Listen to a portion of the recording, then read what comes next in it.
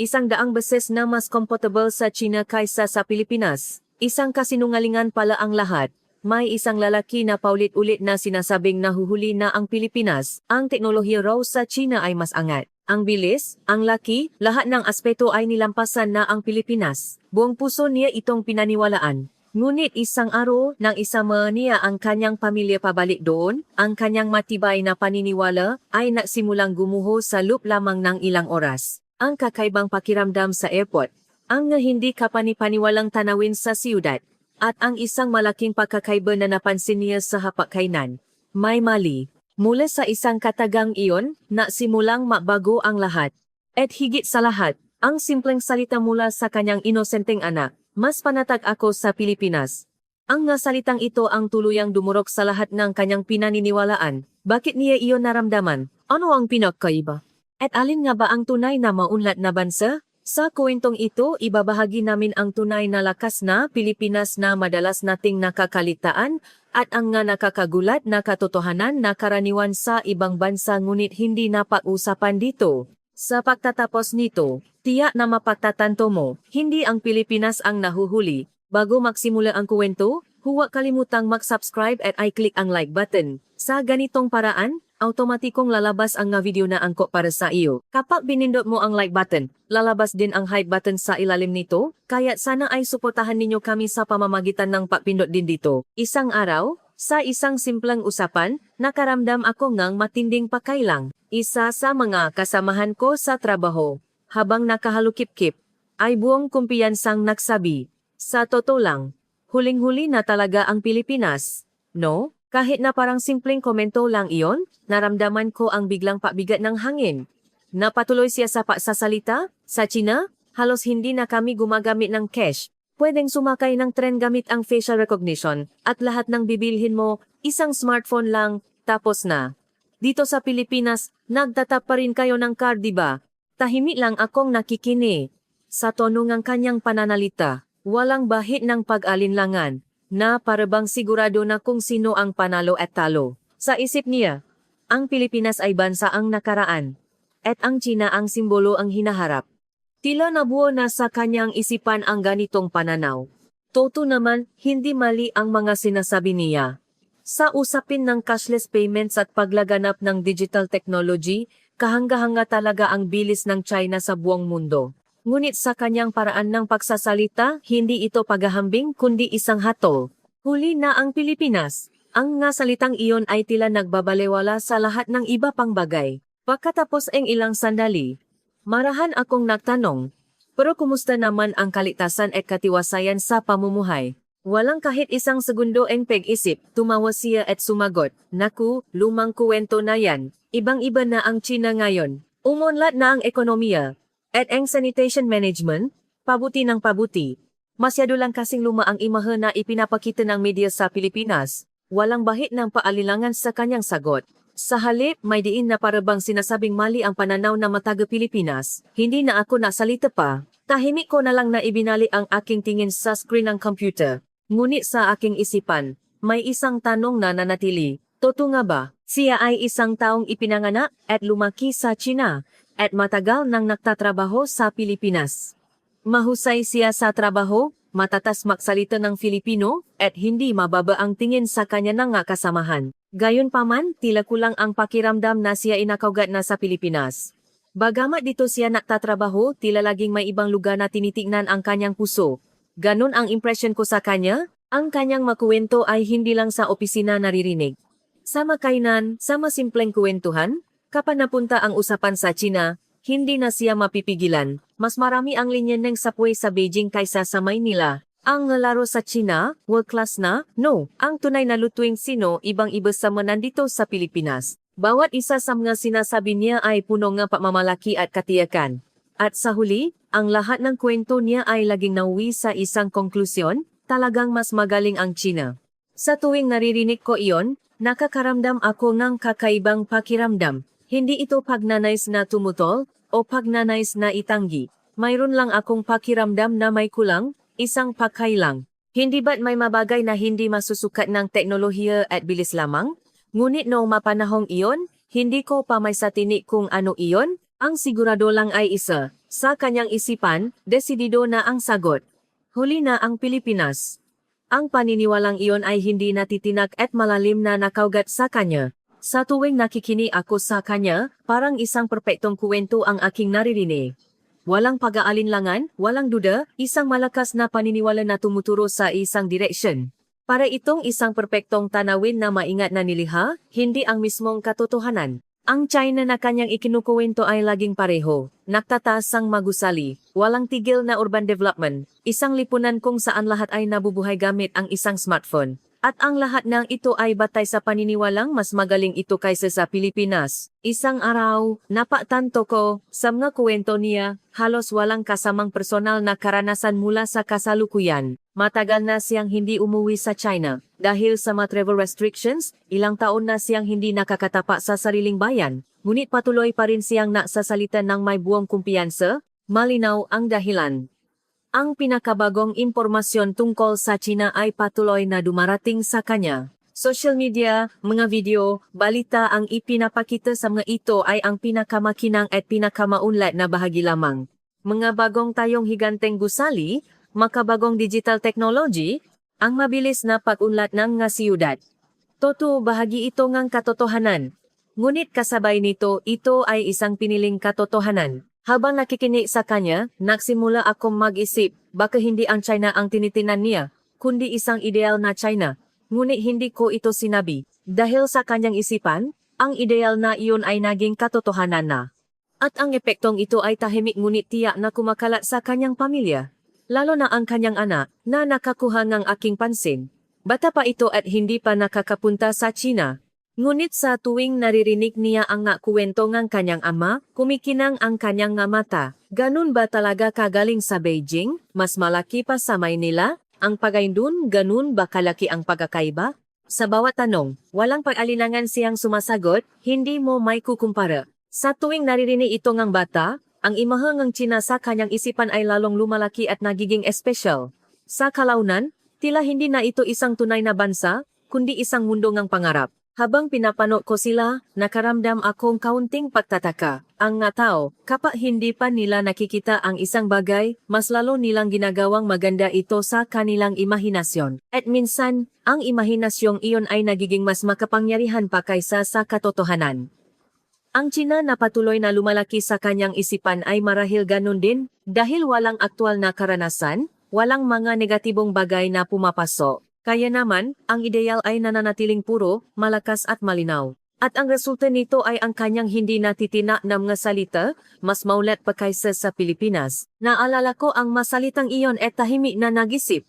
Kung sakaling makita niya muli ang lugar na iyon gamit ang sarili niyang nga mata, mananatili pa rin kaya ang kanyang paniniwala. Nang marinig kong napadesisyonan na nilang umuwi, nakita ko sa kanyang mukha ang isang kagalakan na hindi ko pa nakikita dati. Para siyang isang taong sa wakas ay mapapatunayan ang isang bagay na matagal na niyang pinanghahawakan. Para sa kanya, ang pauwing ito ay hindi lang basta pagbisita. Ito ay isang pagkataon upang ipakita sa realidad ang kanyang paniniwala na mas maunlad ang China kaysa sa Pilipinas. At higit sa lahat, may papakita niya ito sa kanyang pamilya. Iyon ay may malaking kahulugan para sa kanya. Lalo na sa kanyang anak, malakas ang kanyang pananais. Ang kahangahangang China na paulit-ulit niyang ikinuwento, may papakita na niya ang lahat ng ito. Paulit-ulit niyang sinasabi ang mga katulad na salita. Kapag nakita mo na ang tunay, siguradong mamamangha ka. Sa kanyang boses, walang pag-aalinlangan at may halong pagmamalaki. Samantala, kapansin-pansin din ang kilos ng kanyang anak. Minarkahan niya ang kalendaryo at binibilang ang maaraw. Ilang araw pa bago tayo umalis. Paulit-ulit niyang tanong na may ngiti sa labi dahil sa sobrang pananabik.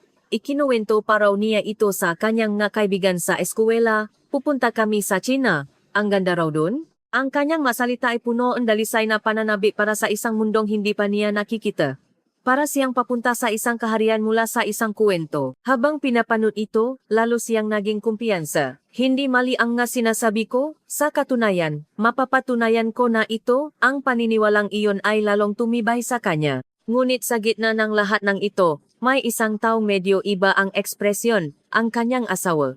Gabi bago ang kanilang pag-alis, Habang tahimik na nag-ayos ng gamit, pabulong siyang nagsabi, excited ako, pero medyo kinakabahan din ako. Mahina ang kanyang boses, at walang diin. Ngunit mayroon itong tunog na tila nakatingin sa realidad. Narinig niya ito at agad na tinawanan. Anong ikinababahala mo? Mas madaling manirahan doon kaysa sa Pilipinas. Ang kanyang sagot ay tulad ng dati, walang paaalinlangan. Sa katunayan, may lakas ito na parabang sinasabing walang puwang para sa duda. Para sa kanya, ang China ay isang lugar na napatunayan ng nakahihigi. Sa tabi niya, ang ana ay walang pakialam sa usapan at abala sa paayos ng kanyang backpack. Gusto ko nang pumunta, kakain talaga ako ng tunay na pakain doon. Sa inosenteng boses na iyon, tumawa siya at sumagot, kapag natikman mo, hindi mo na may kukumpara sa pagkain sa Pilipinas. Ang kanilang pakusap ay parang ordinaryong usapan ng mag-ama, ngunit mayroon itong simbolikong kahulugan. Isang batang walang alam at isang amang akala niya'y alam na ang lahat. Paano mapupunan ang agwat sa pagitan nila, o mananatili itong hindi napupunan? Habang iniisip ko iyon, tahimik akong namuni-muni. Kayang paniwalaan ang isang tao ang gusto niyang paniwalaan. At habang lumalakas ang paniniwalang iyon, mas nagiging mahirap itong pagdudahan. Ang sagot sa kanyang isipan ay kumpleto na. Kaya naman, ang pag-uwing ito ay dapat sanang isang paglalakbay para patunayan ang sagot na iyon. Hindi bababasa, iyon ang inaakala ng lahat hanggang sa sandaling iyon. Habang dahan-dahang bumababa ang eroplano at papalapit ang tanawin sa labas ng bintana, tila may kagalakan sa hangin sa loob ng cabin. Ang malawak na runway, ang hanay ngang gusali na umaabot sa malayo, at ang laki ngang siyudad na sumasakop sa buong tanawin. Dumungaw ang anak mula sa kanyang upuan at hindi napigilang sumiga, wow, ang lawak. Sa kanyang maasalita, naroon ang pagkamangha na ang mundong kanyang inakala ay nakatuto sa kanyang harapan. Nakita niya ito at nasiyahang tumango, kita mo na? Iba ang sukat diba? Sa kanyang boses, may halong pagmamalaki at katiyakan. Sa wakas tuluyang huminto ang eroplano at bumukas ang pinto. Sa sandaling iyon, bahagyang nagbago ang kanyang ekspresyon. Paglabas niya sa pasilyo, isang mabigat na hangin ang sumalubong sa kanyang ilong, isang amoy na tila may halong alinsangan at medyo hindi kaya-aya. Ibang-iba ito sa malinis na hangin na naramdaman niya sa airport sa Pilipinas kanina lamang. Agad na na-react ang kanyang anak. Tatay, may kakaibang amoy. Maliit ang boses niya, ngunit malinaw ang pakailang. Saglit siyang natigilan. Ngunit agad niyang inayos ang kanyang ekspresyon at sumagot dahil sa airport to, ganito talaga kahit saan. Ang kanyang paliwanag ay tila para na ring sinasabi niya sa kanyang sarili. Sa tabi niya, tahimik lang ang kanyang asawa, ngunit hindi niya napalampas ang bahagyang pagsimanggot nito. Papunta sa immigration agad nilang nakita ang mahabang pila, ngunit ang pilang iyon ay ibang-iba sa manakasanayan niya sa Pilipinas. Tila walang konsepto ngang pagsunod sa pila. May mga taong sumisinggit sa mga bakanteng espasyo. May mga sumisigaw habang sinusubukang lampasan ang pila. May mga lumalapit sa mga opisyal para subukang mauna. Lahat ng ito ay sabay-sabay na nangyayari. Naitula ang kanyang anak mula sa likod at napakapit sa kanyang braso. Bakit sila sumisingit? Ang tanong na iyon ay isang purong pagtataka. Saglit siyang naganap ngang sasabihin at sumagot, kasi maraming tao, ganito lang talaga. Ngunit sa kanyang boses wala na ang dating kumpiyansa. Sa halip may halong pagkailang, maging siya ay hindi lubos na kumbinsido sa tanawin. Ang panahong ginugol niya sa Pilipinas. Ganito ba talaga dati? O baka pinaganda lang ng kanyang alala ang nakaraan? Walang malinaw na sagot. Ang sigurado lang ay hindi nawawala ang pagkailang. Sa kanyang isipan, sinabi niya sa sarili, pagod lang ako. Masyadong sensitibo ang pakiramdam ko dahil sa mahabang biyahe. Sinubukan niyang paniwalain ang sarili. Ngunit ang pagkailang na iyon ay tahimik ngunit tiyak na nadaragdagan. Maring maliit na bakay pa lang ito. Ngunit tiyak na may nagsisimulang makbaho sa loob niya. Paglabas ng airport at pagsakay sa taxi, sinubukan niyang bawiin ang kanyang kumpiyansa. Ang tanawin sa labas ng bintana ang dapat sanang maging patunay sa lahat ng kanyang sinabi. Nang lumabas ang sasakyan sa malaking kalsada, biglang bumukas ang tanawin. Sa kaliwat kanan, natataas ang nga gusali. Malawak na daan na tila walang katapusan, malalaking electronic billboards na nagbibigay kulay sa siyudad kahit na araw pa. Ang tanawin ay tunay na nakamamangha. Hindi niya napigilang dumungaw at itinuro ang labas ng bintana. Tingnan niyo, ito ang China ngayon. Sa kanyang boses bumalik ang lakas. Ibang-iba ang sukat kumpara sa Maynila, diba? Sumunod naman ang anak at idinikit ang muha sa bintana, matagal na pinakmasdan ang labas. Ang nga natataasang gusali, kumikinang nam nga anunsyo, at walang katapusang daloy ng nga sasakyan. Lahat ay nasa isang sukat na hindi pa niya nakikita dati. Ngunit ang kanyang tingin ay dahan-dahang bumaba. At pabulong siyang nasabi, "Tatay, ang deming basura sa kalsada." Saglit siyang natigilan. Agad niyang ibinaba ang tingin at tutunga, isang katotohanang hindi niya may tatanggi ang kanyang nakita. Sa bangketa nakalat ang mga plastic bag at tira-tirang pagkain. Mga upos nege sigarilyo ay nasa lahat nege dako. Sa paligid ng mga kanal, natamba ang mga plastic bottle, at sa harap ng mga kainan, may mahindi pa nalilinis na pagkain, ang mga tao ay naglalakad na parang walang nakikita. Sa paanan nga makikinang na siyudad na kanyang tinitinggala kanina, isang ibang-ibang katotohanan ang nakalatat.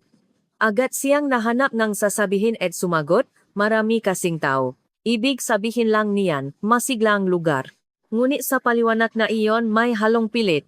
Ang pakiramdam na pinipilit niyang sabihin ang isang bagay na kahit siya ay hindi kumbinsido ay nanatili sa kanyang dibdib. Tahimik lang ang kanyang asawa, patuloy na nakatingin sa labas. Hindi nagtagal, naipit ang sasakyan sa traffic at tuluyang hindi na umusad. Sa harap at likod, walang katapusang pilangam nga sasakyan. Ang tunog na mga busina ay nanggagaling sa lahat na direksyon at biglang naging tensyonado ang hangin.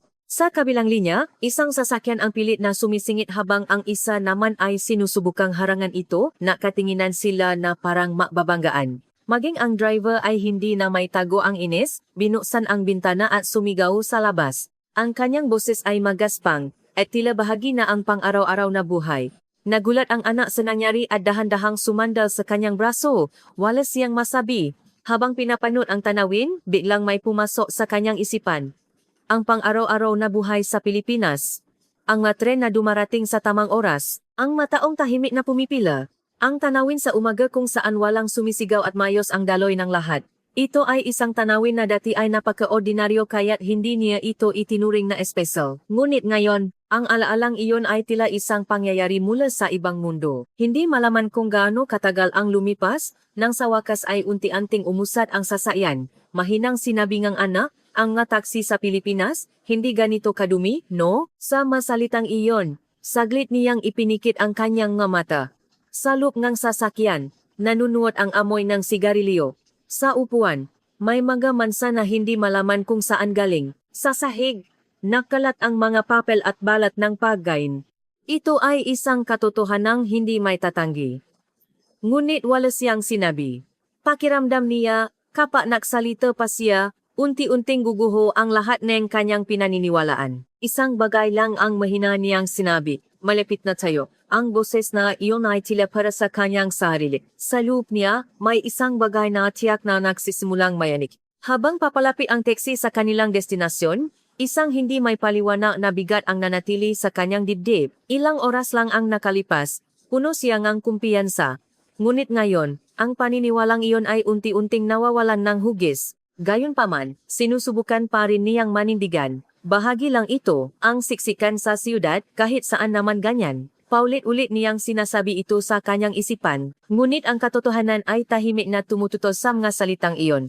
Nang huminto ang taksi at bumukas ang pinto, hindi niya namalayang napabuntong hininga siya, ngunit ang hangin na kanyang nalanghap ay iba sa kanyang inaasahan. Isang bahagyang amoy ng usok, at pakiramdam na parang tuyong alikabok. Isang maliit na pagkakaiba, ngunit napansin niya ito. Maging siya ay nagulat sa pakiramdam na iyon. Ang nga bagay na dati ay hindi niya pinapansin, ngayon ay malinaw na pumapasok sa kanyang kamalayan. Marahil ito ay isang patunay na sa loob ng 8 taon, nabago na ang kanyang pandama. Nang tumingin siya sa tabi, tahimik na pinamamasdan ng kanyang anak ang paligid. Wala na ang dating masiglang ekspresyon, tila maingat niyang inoobserbahan ang tanawin.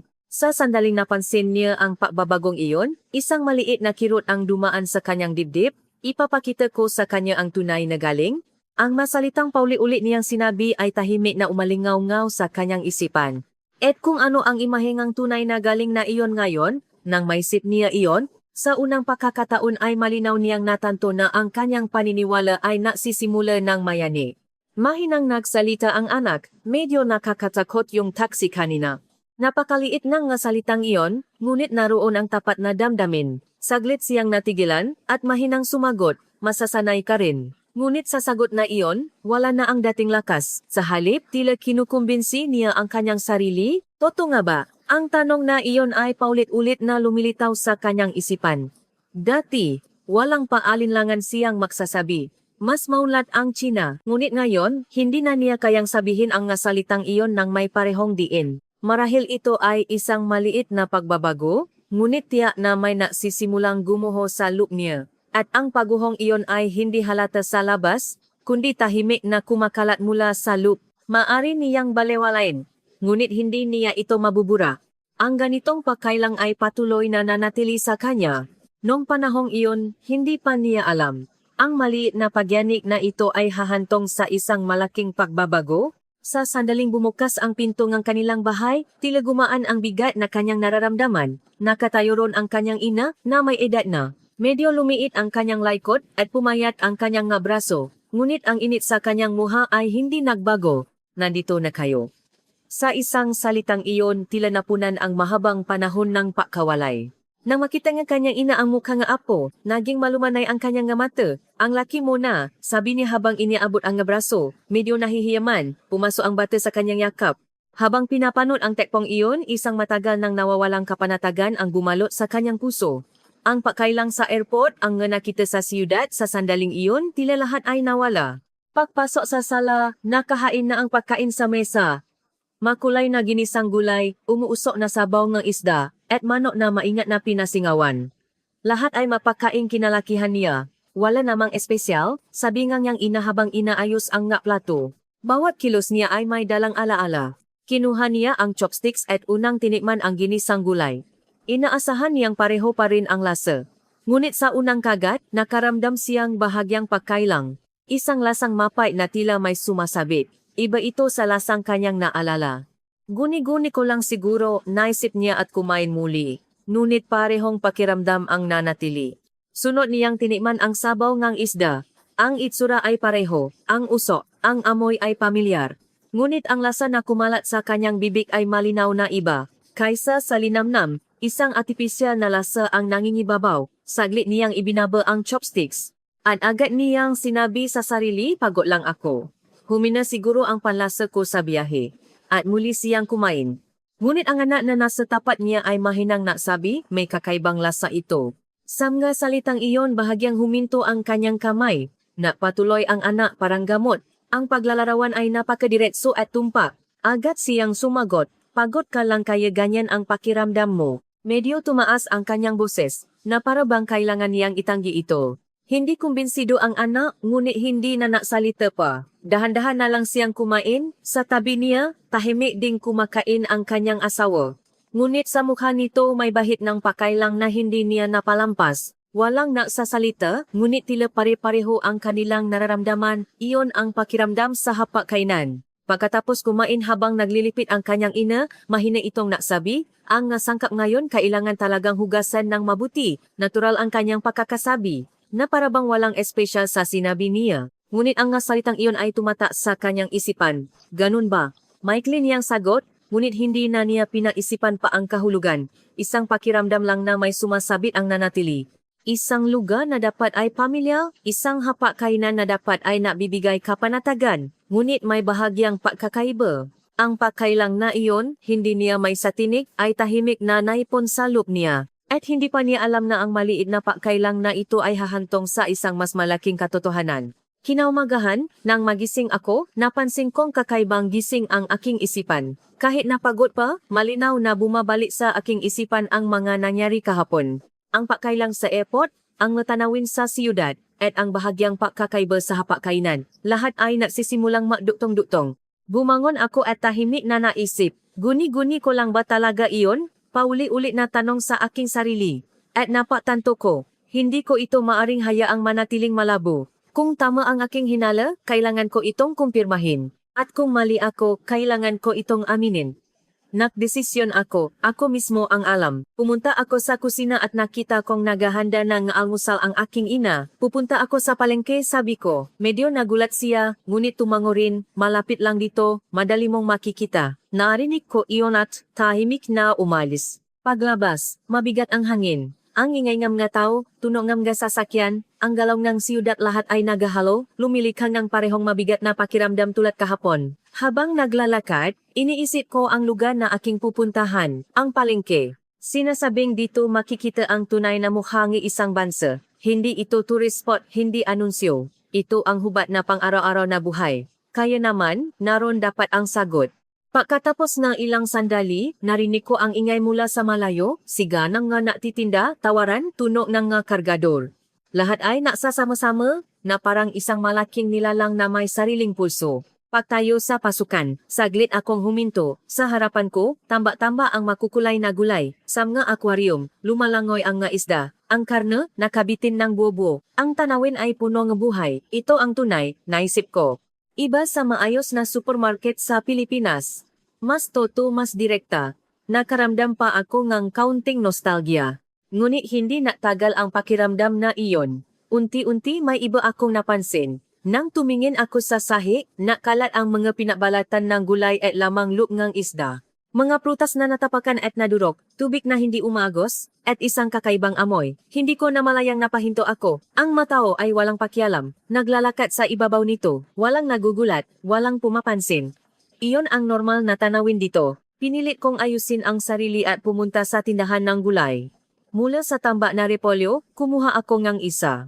Sa sandaling iyon, nakaramdam ako ng pakailang sa aking nga daliri. May nakadikit na parang puting pulbos. Tinitigan ko ito at inamoy.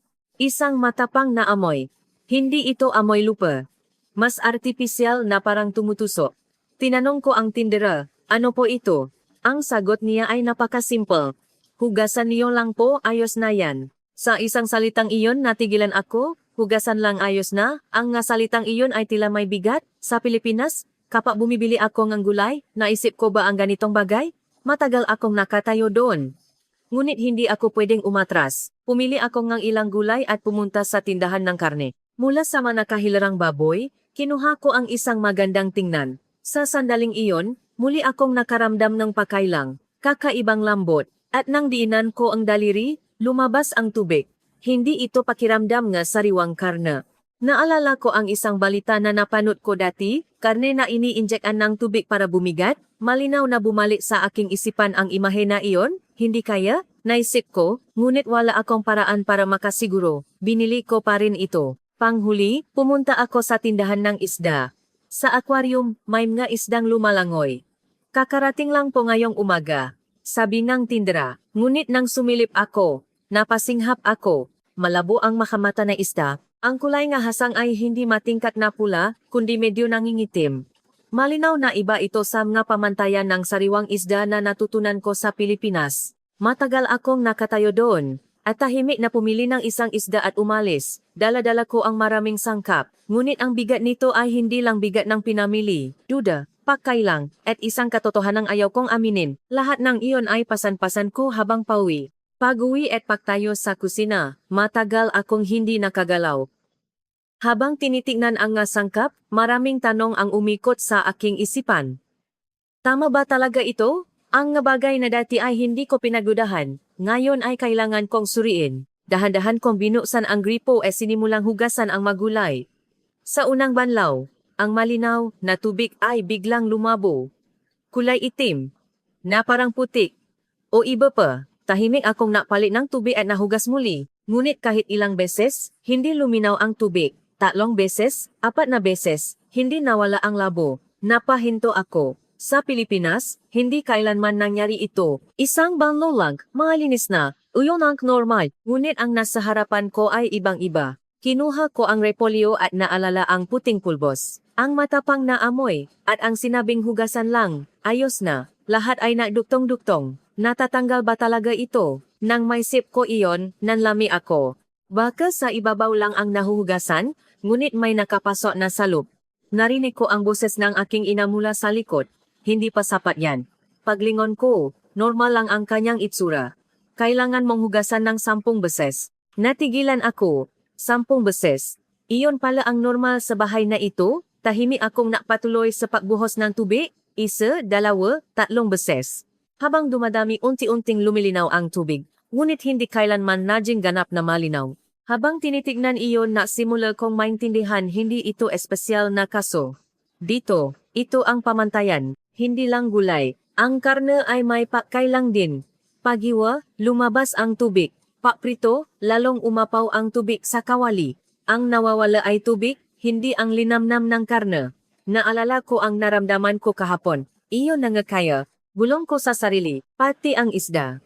Paglagay sa kaldero, isang kakaibang amoy ang lumabas. Hindi ito ang malinis na amoy ng sariwang isda, kundi isang mabigat at hindi nawawalang amoy. Kahit naluto na, hindi nawala ang pakailang. Habang nagluluto, bawat isa ay kinukumpirma ko. Tama ba ang lahat ng pinaniwalaan ko? Nang matapos, inihain ko ang nga pagkain. Mayos tingnan, ngunit ang laman nito ay may ibang kahulugan na ngayon. Tahimik akong umupo at tiningnan ang pagkain. At kinuha ang chopsticks. Isang subo. Sa sandaling iyon, nakumpirma ko ang pagkailang na naramdaman ko kahapon ay hindi guni-guni. Ito ay isang malinaw na pagkakaiba. Hindi nakataon, kundi resulta ng maraming bagay. Dahan-dahan kong ibinaba ang chopsticks. Sa aking isipan, unti-unting gumuho ang lahat ng sinabi ko dati, mas maunlad ang Tsina. Ang nga salitang iyon ay wala ng bigat, sa halip. Isang tanong ang lumitaw, ano nga ba ang ibig sabihin ng pagiging maunlad? Walang agad na sagot, ngunit isang bagay ang sigurado, ang nakita ko dati ay isang bahagi lang.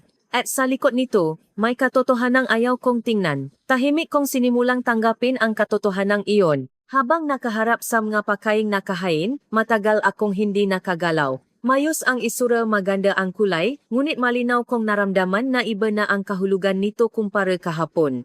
Dahan-dahan akong sumubo. Sa sandaling iyon naging katiyakan na hindi ito nagkataon. Ang bahagyang pait sa gulay, ang nawawalang linamnam ng karna, ang hindi maalis na amoy ng isda lahat ay nagugnay, bumubuo ng isang katotohanan sa aking harapan. Ibinaba ko ang aking mga kubitos at malalim na bumuntong hininga. Ano nga ba ang tinitinan ko noon? Ang makikinang na siyudad, ang mabilis na paunlad, ang makabagong teknolohiya. Oh, nandiyan ang nga iyon. Ngunit hindi iyon sapat para ilarawan ang pamumuhay, iyon ang sandaling napagtanto ko. Tumayo ako at tumingin sa labas. Sa malayo, nagtataasan ang mga gusali, at tunay ngang umuunlad ang siyudad. Ngunit ang katotohanan sa paanan nito iyon ang laging nasa harapan ko simula kahapon. Kung hindi mo titingnan, hindi mo makikita. Ngunit kapag napansin mo na, hindi mo na ito matatakasan. Tahimik kong tinanggap ang bigat nito. Biglang narinig ko ang boses ng aking anak. Tay, paglingon ko. Seryoso ang kanyang muha. Bakit po ganito kaiba? Simple lang ang tanong niya ngunit nasa puso nito ang katotohanan. Hindi ako agad nakasagot. Dati walang pealinlangan akong sasagot. Ang dating ako na nagsasabing mas magaling ang Tsina ay wala na. Sa halip, isang hindi may paliwanag na pakiramdam ang lumitaw. Huminga ako ng malalim at nagsalita. May mga pagkakaiba talaga. Iyon lang ang kaya kong sabihin. Biglang may naalala akong impormasyon. Isang documentary na napanood ko sa Pilipinas. Isang foreign researcher ang nagsasalita tungkol sa kalagayan ng pamumuhay sa Pilipinas. Ang Pilipinas, sa aspeto ngang dinakikitang kaligtasan, ay isa sa mga natatanging bansa sa mundo. Noon, binalawala ko lang ito. Ngunit ngayon, unti-unti kong naiintindihan. Kalinisan, kaayusan, kalidad hindi ito mabagay na kapansin-napansin. Ngunit ito ang mapundasyon ng pang-araw-araw na buhay, gaano ito kahalaga? Marahil, malalaman mo lang kapag nawala na. Ibinalik ko ang tingin sa mesa, ang nga pagkain doon ay hindi naman masama, ngunit ang pakiramdam na hindi ka panatak na kainin ito iyon ang bago para sa akin. Sa aking puso, nasimula akong umamin, ang pamantayan ko ang pagiging maunlad ay napakababaw pala.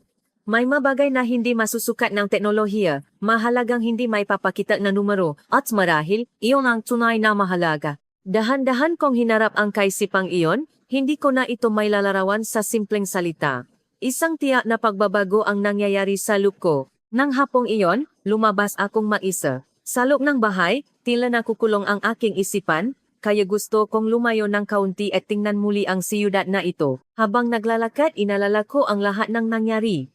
Ang pagkailang sa airport, ang nga tanawin sa siyudad, ang katotohanan sa palengke, at ang malaking pagkakaiba sa hapagkainan. Hindi ito mahiwa-hiwalay na pangyayari. Malinaw na nakduktong ang maka ito. Ano nga ba ang batayan ko ang pagiging maunlad? Paulit-ulit na tanong sa aking isipan. Dati ang nga nakikita ko lang ang pinapansin ko, matataas na gusali, digital technology bilis, madali itong makita, kaya naniwala akong ito ang paunlad. Ngunit hindi pala iyon ang tunay na mahalaga. Sa wakas, nagsisimula ko ng maintindihan, huminto ako sa gilid ng daan at tumingin sa sahig. Naroon pa rin ang nga basura, mabagay na itinapon, hindi pinulot, at tinanggap na bilang bahagi ng araw-araw na buhay. Habang tinitignan iyon malinaw kong naunawaan. Hindi ito nakataon. Pakakaiba ito ang sistema, ang kamalayan, ang kultura. At ang pinasama-samang epekto nito ang humuhubog sa kalidad ng buhay ngayon. Huminga ako ng malalim. Ngunit ang hangin ay mabigat, hindi masasabing malinis.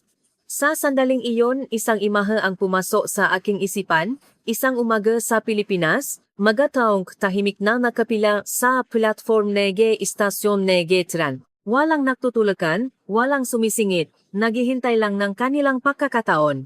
Pagdating ng tren, tahimik silang sumasakay ng maayos. Ang kalmadong iyon, ang kaayusang iyon, hindi ko kailanman itinuring na espesyal. Ngunit ngayon, malinaw kong naiintindihan kung gaano ito kahalaga. Ipinikit ko ang aking nga mata, malalaman mo lang kapa na wala na, ang nga salitang iyon ang pumasok sa aking isipan. Ang nga bagay na dati ay normal malinis na kapaligiran, pagkain na mapakatiwalaan, mataong sumusunod sa batas hindi ito nakataon lang. Hindi nakikitang pagsisikap, mga sistemang binuo sa mahabang panahon, at ang kamalayan ng bawat isa. Lahat ng ito ay kailangan para mabuo ang nga iyon. Minulat ko ang aking nga mata at naglakad muli. At sa sandaling iyon isang malinaw na salita ang nabuo sa aking puso, nakamali ako. Hindi ito sinabi ng iba. Ito ay isang katotohanang natuklasan ko mismo. Dati, nabubula ako sa mga bagay na kapansin-pansin at magagara. At hindi ko tinitignan ang tunay na mahalaga. Bilang resulta, nasabi ko ang salitang iyon, huli na ang Pilipinas. Ngayon, kapag naalala ko ang salitang iyon, may kirot sa aking dibdib. Tama ba talaga iyon? Umiling ako. Hindi. Iyon ay masalitang hindi nakikita ang kabuuan. Nang aminin ko iyon, tila gumaan ang bigat sa aking dibdib. Hindi pa tanggi, kundi pa unawa. Iyon ang kailangan ko ngayon. Malinaw kong naintindihan. Sa daan pauwi, habang dahan-dahang naglalakad, isa-isa kong sinuri ang aking magating paniniwala. Ang pumapasok sa aking isipan ay ang buhay sa Pilipinas na dati ay itinuturing kong ordinaryo. Ang pagkain sa convenience store na basta ko na lang kinukuha tuwing umaga. Ang tubig na iniinom ko nang walang paaalinlangan. Ang mapatakaran na sinusunod ng lahat. Wala sama iyon ang naramdaman kong espesyal. Ngunit ngayon nasisimula kong maintindihan kung gaano kaingat na sinusuportahan ang bawat isa sa mga iyon. Sa Pilipinas, lahat ay namumuhay na may batayan ng kalikasan. Ang nga pagkain ay sinusuri, at tanging ang nga pumasa sa pamantayan ang inilalabas sa mga tindahan. Ang tubig ay malinis at maaring inumin, ang basura ay itinatapon sa tamang lugar at agad na kinokolekta, hindi ito madya espesyal na bagay. Ngunit ang katotohanan ito ay patuloy na nangyayari, iyon mismo ang espesyal. Huminto ako at tumingala sa langit. Hindi malinaw na kalangitan, medyo maulap na tanawin. Sa gitna nito, naalala ko ang isang sinabi, isang dayuhang mananaliksik ang nasabi tungkol sa Pilipinas. Ang Pilipinas ay isa sa mga pinakakumpletong bansa, sa mga bagay na hindi nakikita. Noon sa totoo lang, hindi ko ito naramdaman. Dahil ang mabagay na hindi nakikita, kung hindi mo papansinin, parang hindi umiral. Ngunit ngayon malinaw ko nang naiintindihan ang ibig sabihin nito. Kaligtasan, kalinisan, kaayusan. Hindi ito magabagay na kapansin-pansin. Ngunit dahil sa mga ito, ang mga tao ay maaaring mamuhay ng may kapayapaan nag-isip. At ang kapayapaan nag-isip na iyon, hindi ba't iyon ang tunay na yaman? Nagsimula akong mag-isip ng ganon. At kasabay nito, may napagtanto ako, ang galing ng Pilipinas ay hindi lang sa teknolohiya. O mayroon ding makabagong teknolohiya ang Pilipinas, ngunit mas malaki ang epekto ng kamalayan ng mga tao. Pagsunod sa batas, pag-iwas sa pag-abala sa iba, pagpapahalaga sa pampublikong espasyo, ginagawa ito ng hindi namamalayan, kaya nabubuo ang kalmadong iyon, at napapanatili ang kaayusang iyon. Huminga ako ng malalim, at malinaw kong naunawaan, dati, ang mga madaling makitang paunlad lang ang tinitinan ko, ngunit ang tunay na mahalaga ay nasa lugar na mahirap makita. Mga lugar na hindi mo mapapansin kung hindi mo hahanapin. Marahil, iyon ang tunay na diwa ng Pilipinas. Naglakad ako muli, ang aking mahabang ay medyo mas magaan na, hindi pa nawala ang pag-alinlangan.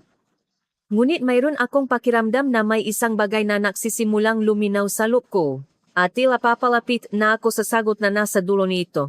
Pauwi, matagal akong nakaupo ng walang ginagawa. Ang nasa harapan ko ay ang pamilyar na silid. Ngunit ang pakiramdam ko sa loob nito ay tiyak na nabago. Sa aking isipan, dahan-dahang inaayos ang nangyari.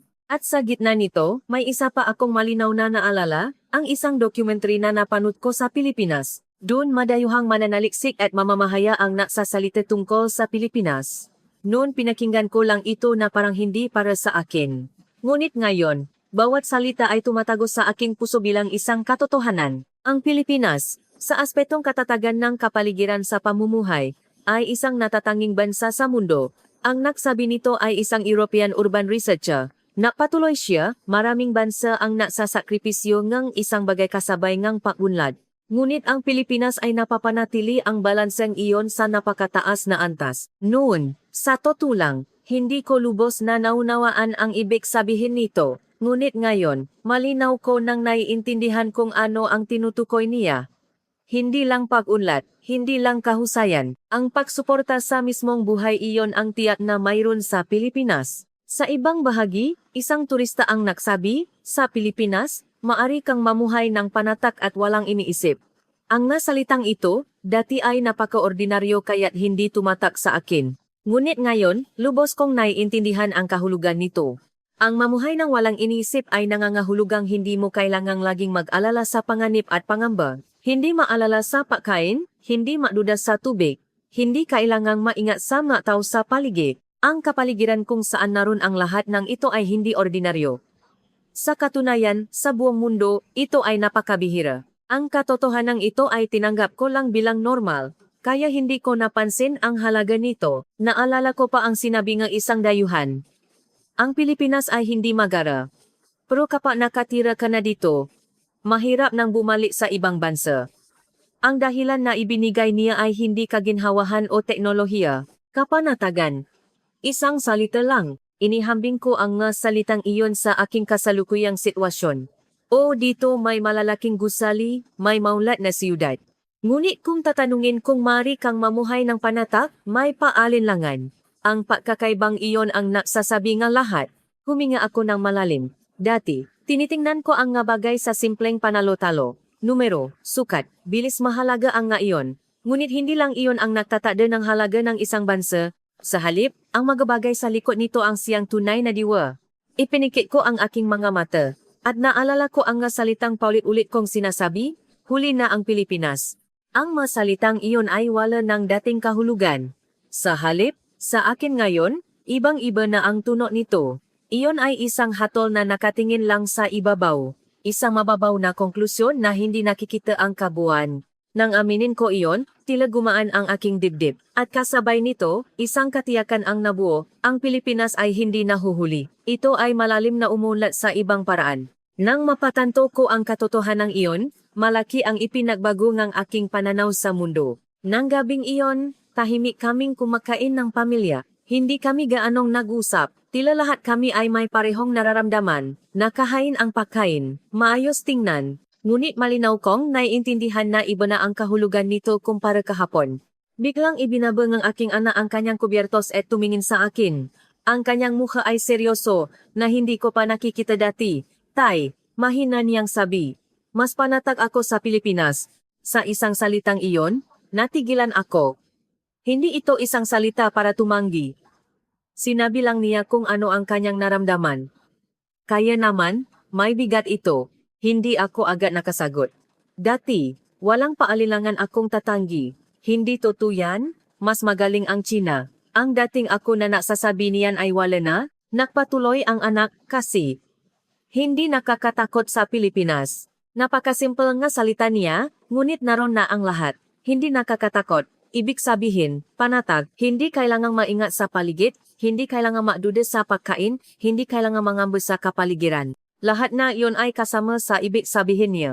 Huminga ako ng malalim. Tila may narinig akong isang bagay na tuluyang gumuho sa loob ko. Ano nga ba ang tinitingnan ko? Ano ang pinaniniwalaan ko? Lahat ay binaliktad ng isang salitang iyon. Tiningnan ko ang mukha ng aking anak. Walang paghuhusga, walang paghahambing. Nandun lang ang purong damdamin niya.